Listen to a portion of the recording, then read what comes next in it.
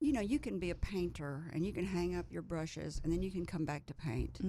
But you can never stop. A dancer is an athlete. You can never stop practicing. Yeah, every day your muscles and your body changes every day. Like, and since our body is our instrument, you have to keep in class. You have to go back to that ballet bar or, you know, that technique class all the time to keep your body as a well-tuned instrument. So, yes, I'm trying to get on that for this Nutcracker season, but we'll see. When did you start taking dance? I used to put on shows for my families when I was like probably 5 or 6 years old, but I didn't start taking going to actual dance classes until I was 8. I took with Andrea Pierkowski in Hot Springs, and she's still one of like my best mentors and role models, and she's just one of those lifelong educators. So I still look to her, and I think a lot of how I teach is stemmed from her. And then my ballet teacher, Edmond Cooper, he's also in Hot Springs. So I started with them when I was 8. Are you supposed to, is there a certain age that you should start? If I've got a young daughter or son, Gray, you actually went to ballet class. It's true. I did when I was 6 years old. Yes. It's one, you know, it depends on the kid. I think, you know, some kids, they need more experience socializing or expanding their creativity. So it really just depends on your child. But I think like 4 or 5 is a good age, you know, but that seems so 8 early is not to me. too late. 8 is not. Misty Copeland, Right. I read about her. Mm-hmm. You know how old she was when she took her first ballet class? I think almost a teen, right? She's 13 years old. I think it's 12 or 13. And everybody's like, oh, that's too late. And she's the best in the world. Well, you just have to work hard. It's all about work ethic, you know. Don't you think it's also, you have to have the muscular structure for it? You know, it is. So much of the dance world has been known that you have to be a certain size and a certain a certain height, a certain body shape, or a certain skin color even. But well, she's African American, exactly, so that work. It's so wonderful now in our day that we are actually breaking those barriers. That dance is all inclusive. That you can be any body type, height, shape, skin color. There's a big movement right now with tights and shoes coming in more than just pink. You know, because the ballet pink tights are typical of, you know, it's a tradition. But ballet came from, you know, from Europe, and where it was Caucasian people. Oh, sure. You know, it has a Caucasian history. And so now in our world, especially in America, when we have so much diversity, the dance world is finally like embracing and catering to that, I think. So that's really exciting, especially for my kids. I have a very diverse population full of beautiful kids from different backgrounds, and so to give them the opportunity to dance that they might not necessarily have if it wasn't provided in the public school system, then it's quite amazing. It's a beautiful individual art form that you do as a group, so it has that athletic team quality about it where you are dancing with other people, you are training, it's a discipline, but it's also a very individual artistic expression. So it has, I think that's what is so special and what's so specific about any kind of dance education, is that you get that athletic training as a group, and so you get that camaraderie and that relationship with people. Well, there's but no it's also better very there's no individual. better figure than a male ballerina. I'm just saying yes. right now. Yes. They have got the best muscle structure because they have to hold those girls up. Now, it is a detriment to be too tall. Just because when you spread your arms out and you're doing circles, your center of gravity and your arms are way out there, it makes, I mean, I'm kind of a tall girl, and you get past 5'4", it gets hard to do a turn and stay straight. You kind of like spin out like a top. Yeah, but then at the same time, I think it's just about finding and accepting your body and finding the most efficient way to move. Because I have some of my tallest girls, you know, they're like I have a couple that are 5'9", 5'10".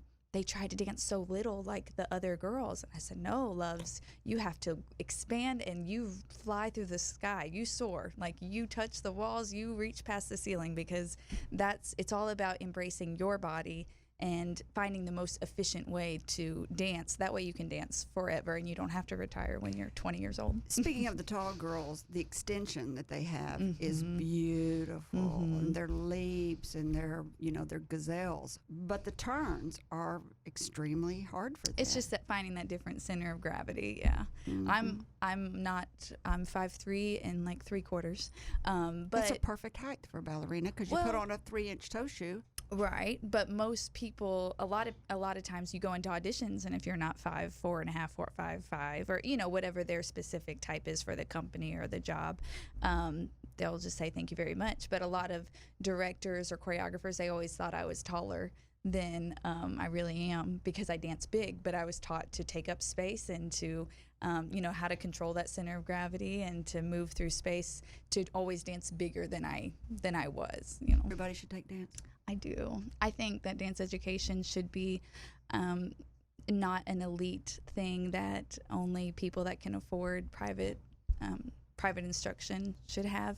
I think it should be within the public school system, like how I'm so fortunate to be at Hot Springs School District, where I get to teach 7th through 12th grade.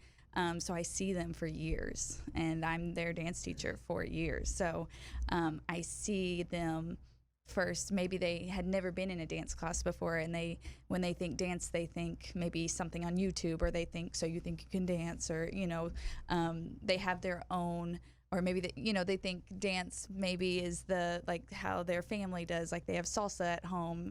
So they all have their own experiences. So to be culturally responsive to that and say, yes, this is our dance lives in all of us, but just in different ways. And then let me help you find the technique and alignment so that you can be efficient in your movement. It does help with confidence. Oh my gosh, so much. So much. It's that individual artistic expression. They find their voice, they find themselves. We talked about how everybody should everybody should take ballet. I had my son sign up for ballet for 1 whole year. I think you did it, but at least he did it. It was a year and a half. A year and a half? I was 5 and 6, and then once in high school, and that was it. Oh, that's right. You did tap in high school. All 3 of my boys took tap in high school.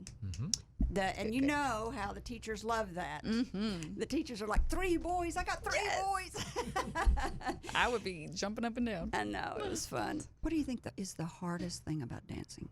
I think sometimes it's ourselves. I've had students that they think that it's not possible for them to do it because maybe of their skin color or their height or their weight or their body structure, something or maybe about their appearance. Yeah, or something, maybe just they're not financially able, or maybe they have this wall up that says you're not good enough or you'll never be good enough. So I think the hardest part is getting past that where if I can help instill in them just a wee bit of self-confidence and how that this is my body, that I'm proud of my body, and here's how I can make it stronger and more flexible, and more efficient, but to really instill that, like, loving your body, to take care of their body, so that maybe they don't grow up to be smokers or have eating disorders, or and they really invest in their instrument, I think. So a lot of my work now that I do with my students at Hot Springs is that we work with something called social justice art. And so we talk about things that bother us in the world, and I find out, the kids write about and they watch things to get inspired about anything that bothers them in the world. So this past semester, we did poetry, and I brought in a guest poet who's a famous local poet in Hot Springs, Kai Coggin, and she talked about poetry and poetic devices, and she had a collection of social justice poems. And so my students went through and chose a poem based on the social justice issue that they have a problem with. So some of them were abuse, immigration, school shootings, gun violence. These were not happy topics. These were very sensitive and sometimes personal topics that some of my kids really experience and go through. So it was a little bit scary at first as an educator, because you don't know what they're going to do, especially these are high school kids, and you're giving them the power to have a voice. But they took up the poem, and that was their structure for their choreography. And this was the first time we had like a student choreography show. And they all did these in school. And another layer of it is that they couldn't perform their own work.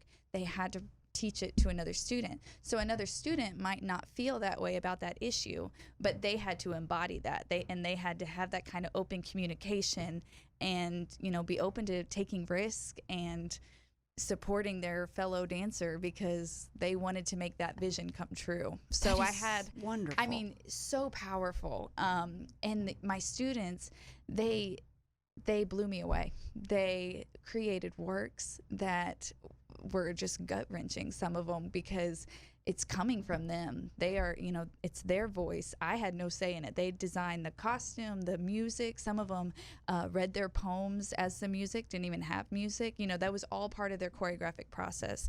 And they journal about it along the way to reflect, and then we give each other feedback on it, and it's very objective. It's like, okay, I saw this, I saw that, there was a powerful moment here, and it's it's nothing like, oh, I didn't like it, like there's kind of rules to our discussion. Sure. So we have this reflective feedback process, and there's rules to the discussion, and they're very they keep each other in line, like, because they're like, oh no, you can't say you didn't like it, like I really saw that, and that usually means they really liked it. They're like, I really saw that you took time to show the force of this and this, so how just their how language. Long a period did that take to do?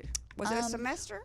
It was like 2 months that we spent in class, and they were from the time that they chose their poem to performance. It was only 2 months. Did they perform it in front of just each other or in front of other people? They had to perform it in front of just their class, and then they had the option, which I strongly encouraged, and might have given extra points for if they auditioned it to be in our student choreography show. And most of them did audition. I think there were 32 dances, and 25 of them auditioned.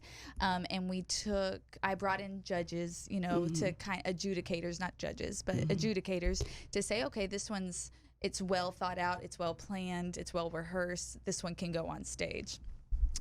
So it has nothing to do with like, oh, I didn't like that dance, so it's not going. It's just about, it's not about our viewpoints. It's that we can all have a viewpoint, and as long as it's well rehearsed and well thought out, then that's fine. Thank you so much, Amy Bramlett. I've enjoyed you. Thank you to everybody for being with us. We'll see you next time on Up in Your Business.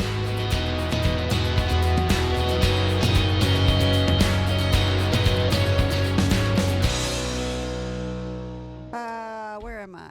I think you're on the radio. I can't remember what I'm supposed to do next.